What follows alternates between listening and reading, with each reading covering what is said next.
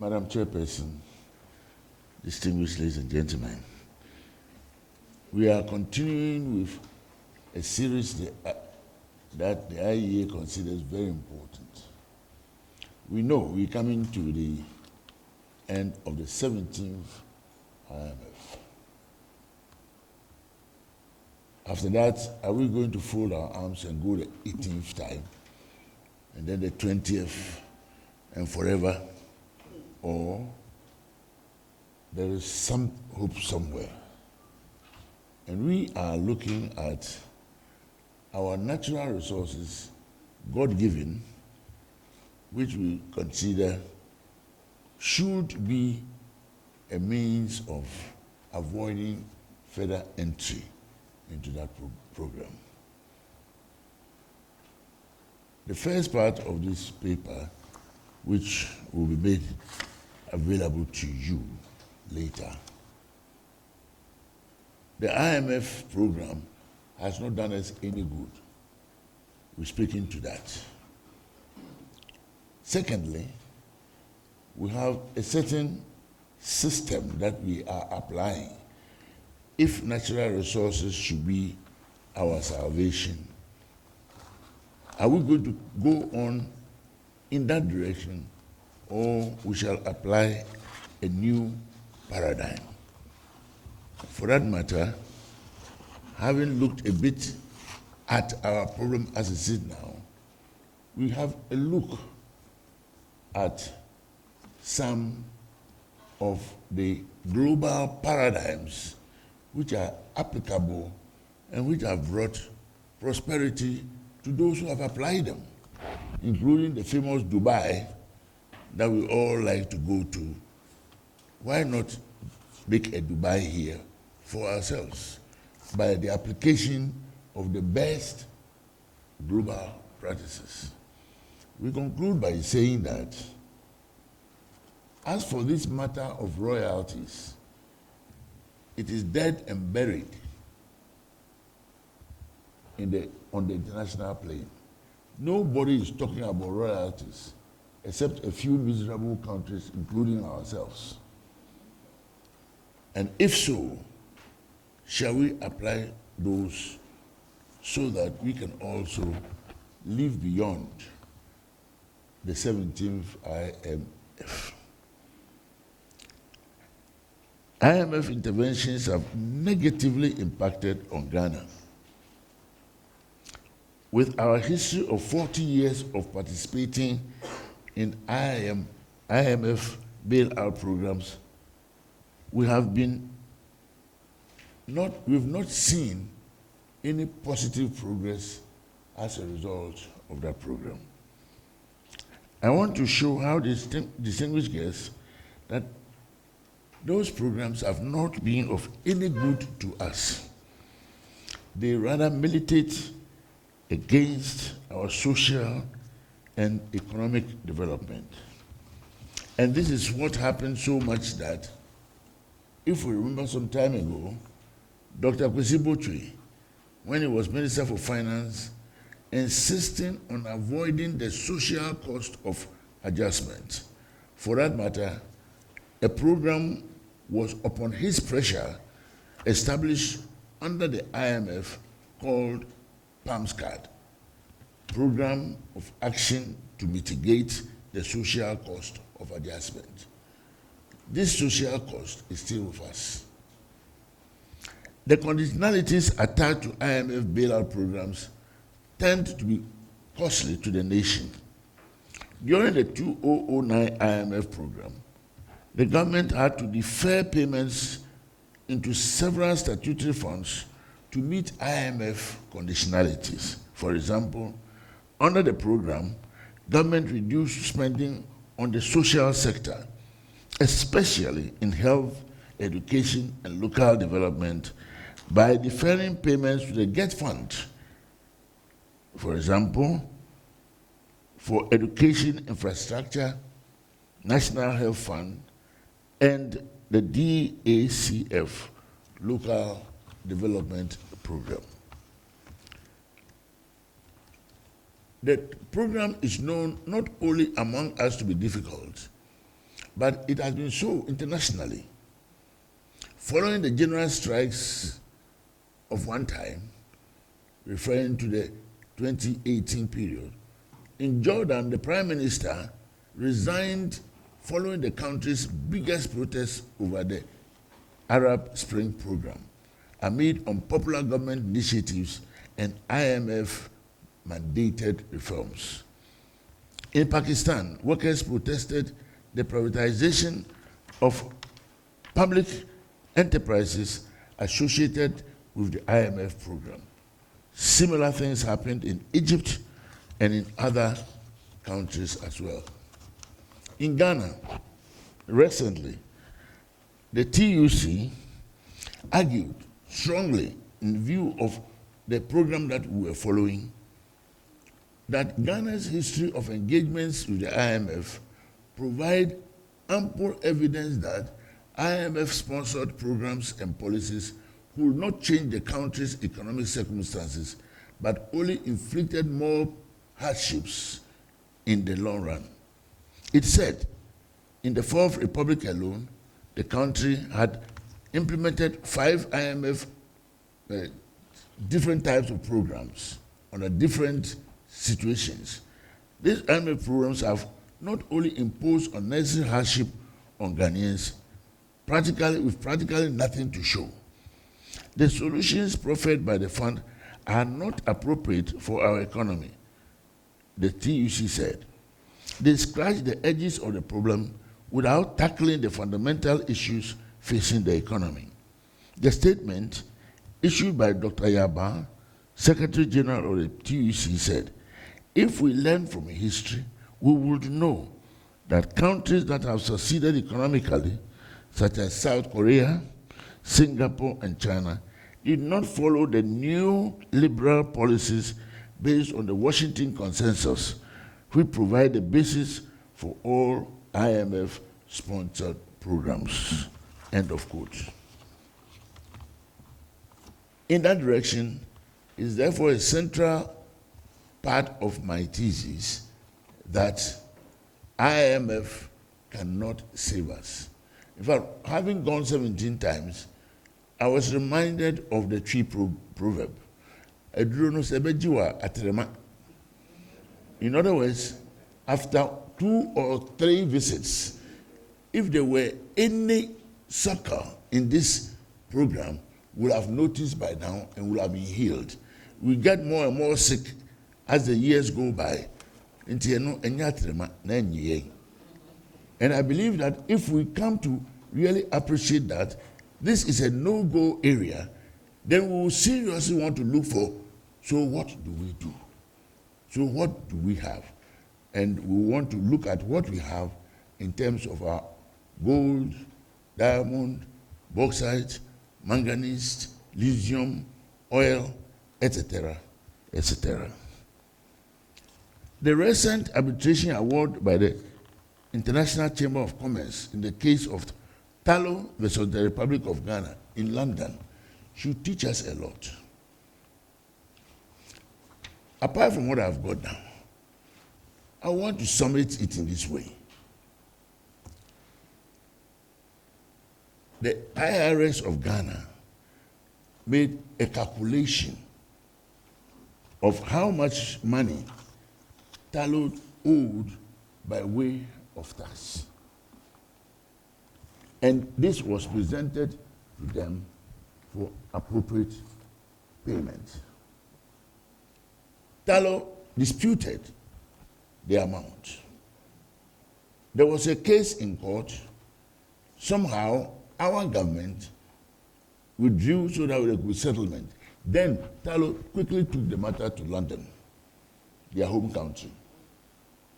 Incidentally, our agreement with them allows this kind of thing to happen. We want to revisit this sequence as we go ahead. So Tallow went to the British Arbitration Forum and they won their case. Having won their case, Tallow is we are to pay tallow cost in hundreds of thousands of dollars in their currency. They have given notice also that they have a second case coming out of the second assessment. Meanwhile, they paid nothing. It is not a matter of paying something towards what will ultimately be the appropriate one amount to pay. Whilst this is going on, Tallow, who won't pay anything to us, now says they've made losses for the past year. And of course, if a company has made losses, then anybody who has an interest must get ready to be paid nothing. Whilst doing that, they have suddenly asked government to renew their contract, which will be expiring in some 10, 11 years' time. You will consider this as cheeky. As a Ghanaian, that's how I feel about it. They've now got a memorandum of understanding. I will want to pray to government that they should not move any further. Because we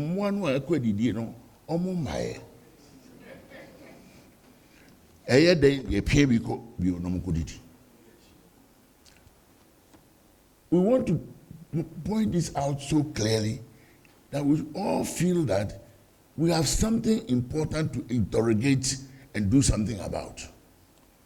And this is the purpose of the exercise we are undertaking. And now, despite the volume of my paper, I will want to submit so that we shall also hear from the other members on the panel, as well as the public generally. But whilst we also mention tallow, then we should talk about our lithium. I can tell you authoritatively that as at this morning, when I made my confirmation so that I speak with authority, no other paper in our parliament has listed approval of parliament on our lithium matter. If something will come tomorrow, it's a different matter. Our constitution enjoins that there should be ratification of all such agreements. The foreigners are today digging lithium. They are working on the lithium sites. Are we going to wait so that when they have done so much and taken so much away, there will be a controversy, and then they will take us to their country, which will resolve the matter on their behalf? Or what do we do? Because the parliamentary approval, which has been crafted as ratification, but not prior approval, puts Ghana in a very dangerous position. In our country, there's a distinction between prior approval and ratification. And ratification, it appears, they've been on this for 3 years, and ratification has not even been dropped in Parliament. It has not even seen the order paper of our Parliament, much less to be approved. This should make us think that we must really sit well and watch this kind of situation. The representatives of the people in the house we call Parliament have not seen it.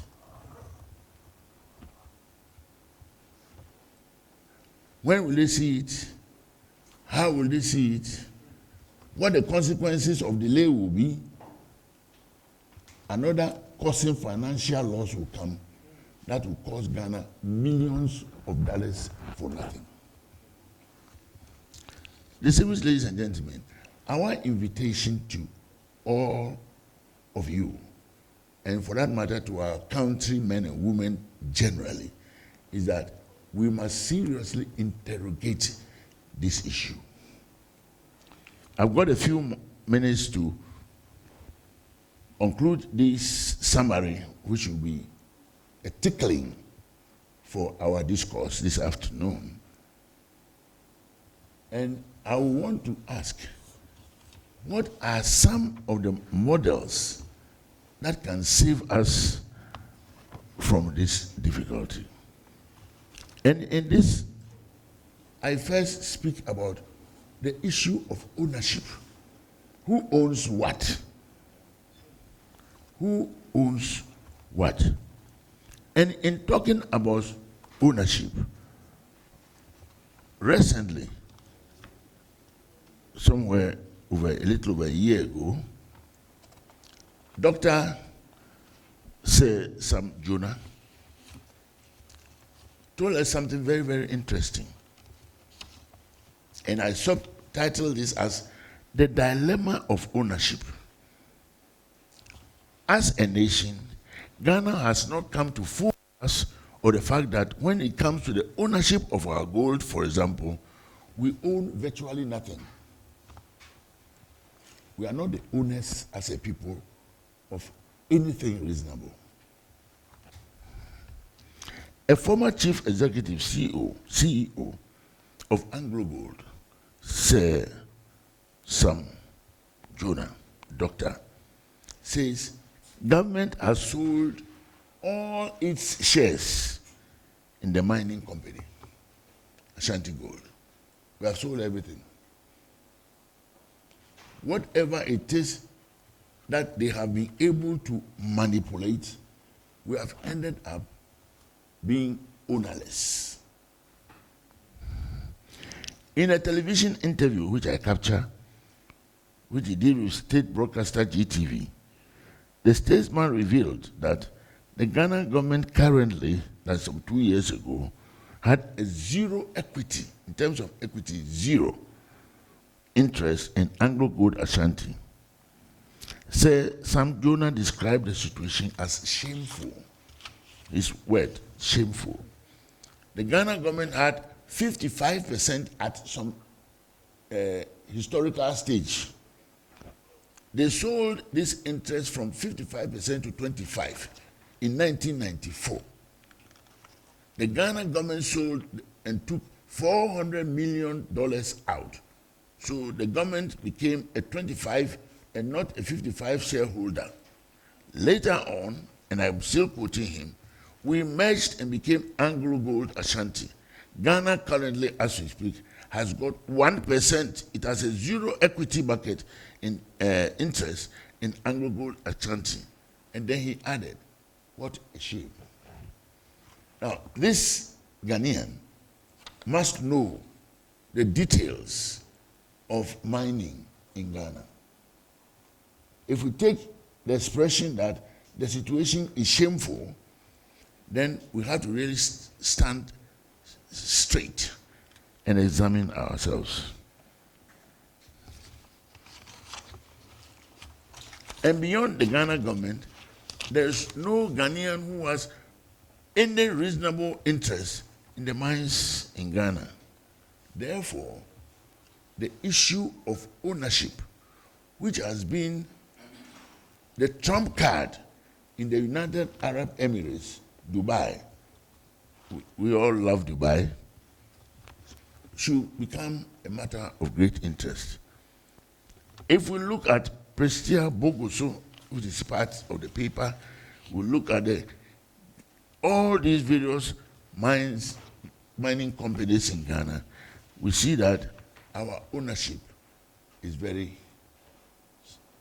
weak, if not non-existent in the relevant places. Then we ask, what do we have then as our arrangement? What we have as our arrangement is royalties. The other time, I explained, royalties is like Jikodidi. Take something small and go and eat. It doesn't show respect as a co-owner or a serious partner in the venture at all. I own it, in effect. I do as I will, but of course I'll give you something to eat. And that is the essence of royalties. And I say it began from the time when royal charter was used to take over the mines in Africa. So we are still in the royal charter days because they pay us royalties. I think that too is a serious blow in the face of all Ghanaians, and it requires very serious re-examination. The paper postulates that royalties must end and a new paradigm must prevail, including service contracts, contract agreements, and others which have saved other countries, to our knowledge, for all those who care to do the least of research.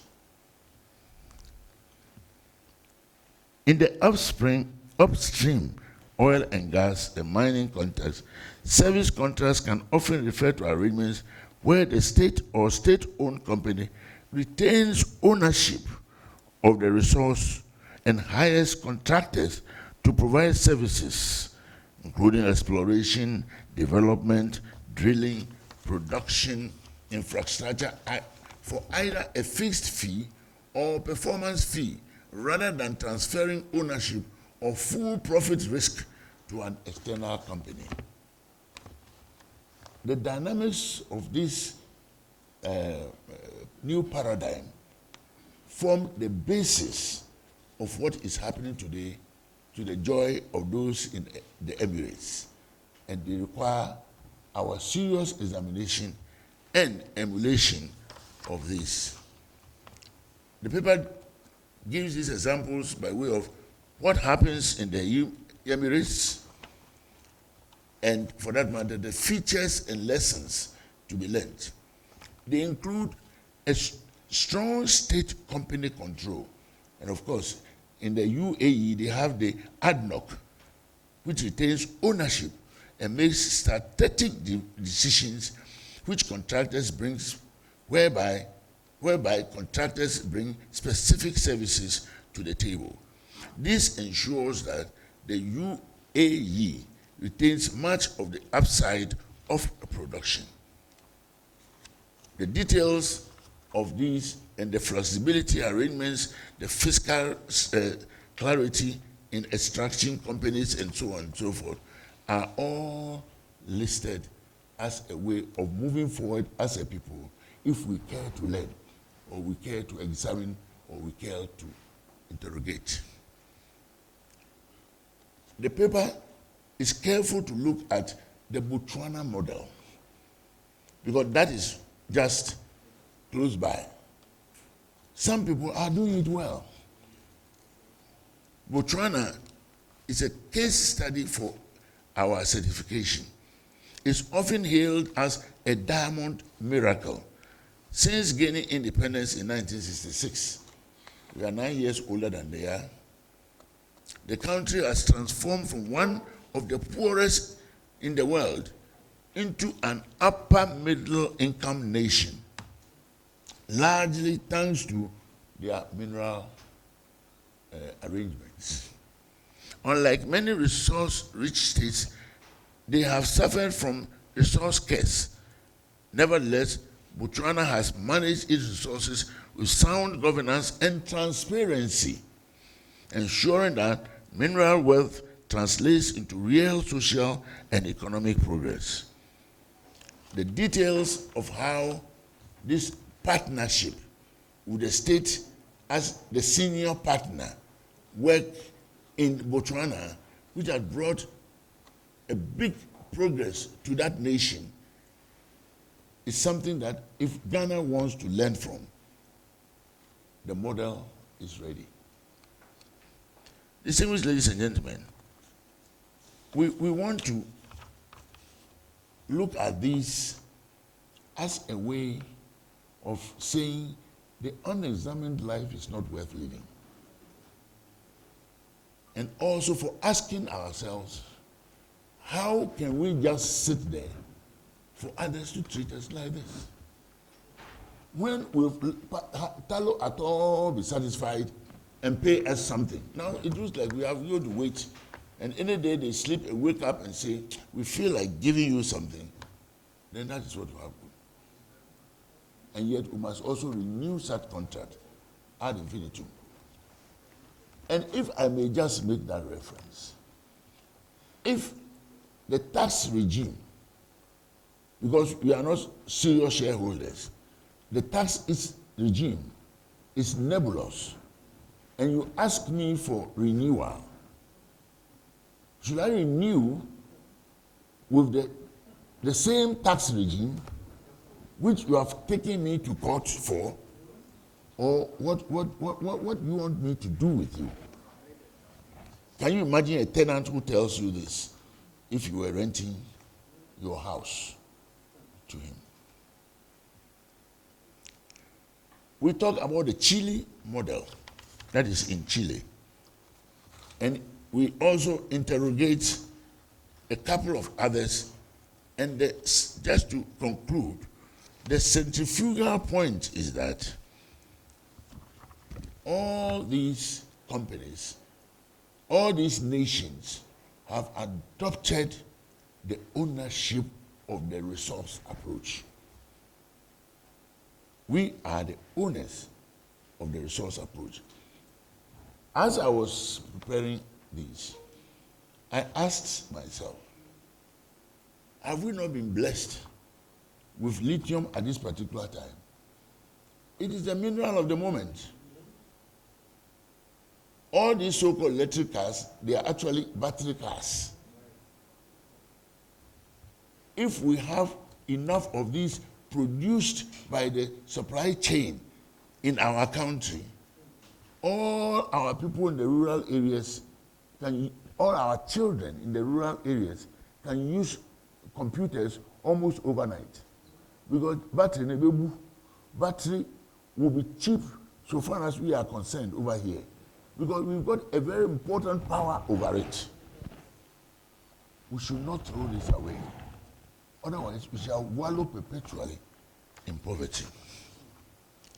And we are saying that the principles of the dual ownership, the principles of the legal commercial stability arrangement, the legal framework, they will not be a matter of wallowing in oblivion, but they are there for us to move. The fiscal, the legal, the social, and all other arrangements have been made by others, and they are worthy of emulation. The paper ends with a Bolivian example, and then it talks about Britain versus Norway. Britain and Norway found oil at about the same time. The British gave it the right to explore and also mine to private companies essentially. Norway adopted the public sector, public ownership, state ownership approach for the basics to belong to the state and for their people now to work within that framework. Norway has made 10 times profit more than Britain for the same amount of oil. The end of the thesis, therefore, is this. The state must seriously now have the Ghana Minerals Corporation. We need our own people to work within the framework for our tapping. Whatever there is by way of the expertise, by way of the borrowing of the monies, by way of the security guarantees for capital, they have been done before, and we can walk that pathway. Upon this, I will say, I thank you.